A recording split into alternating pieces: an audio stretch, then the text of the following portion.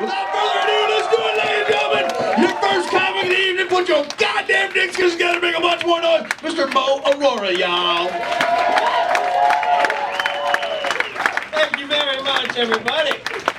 All right, so I've now been living in Atlanta for about 2 years. Thank you. I moved here from Canada. Thank you. There you go. So that makes me. Here's the thing. So that makes me an immigrant, right? But it's confusing because I'm not the immigrant that I look like I am. So that really gives a lot of people a hard time. I get a lot of people coming up to me and they ask me where I'm from, and when I say Canada, they're like, "That's not what I meant." Even other immigrants get confused. I spent a lot of time in government office waiting rooms, and I met a lot of people there for the same reason as me, and they all had a lot of stories like, you know, you hear about refugees and political prisoners. I heard a lot about escapes and reunions, really dramatic stuff. And then the conversation would come around to me like, "Hey Mo, how'd you come to America?" And I'm like, "Delta?"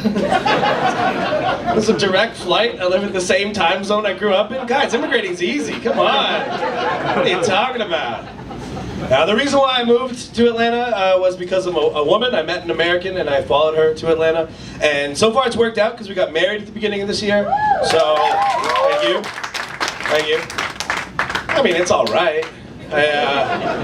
No, I'll tell you what it is. Being married is a lot better than being engaged. And I learned that because planning my wedding is the most stressful thing I've ever had to watch someone else do.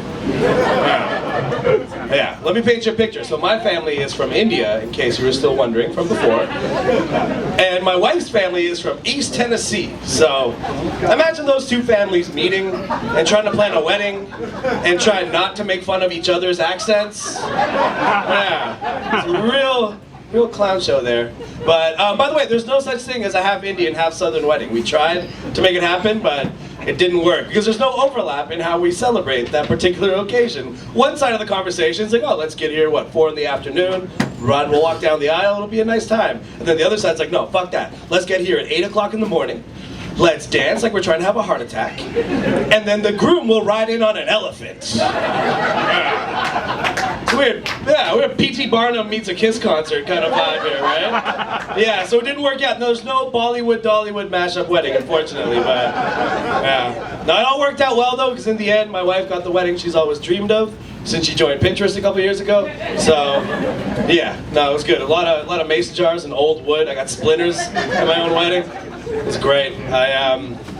Wedding was fun. Wedding night, I'll tell you this, my wife and I, we did not consummate our marriage on our wedding night. We just kind of went to sleep, which apparently that's really common. I've learned that happens all the time. Like at the end of the night, the couple's just relieved that it's over, and like, we have the rest of our life, right? I discovered another reason why it doesn't happen on your wedding night, because it's really difficult to get excited to have sex when it's sanctioned by your parents. That's a really weird go get 'em to get, right? I spent my whole life pretending like I didn't even know what sex was as far as my parents were concerned. Then all of a sudden I say I do, and it's like, "Hey, save some of the energy for the hotel room." Yeah, you know where the G-spot is? "Yeah, Mom, I got it."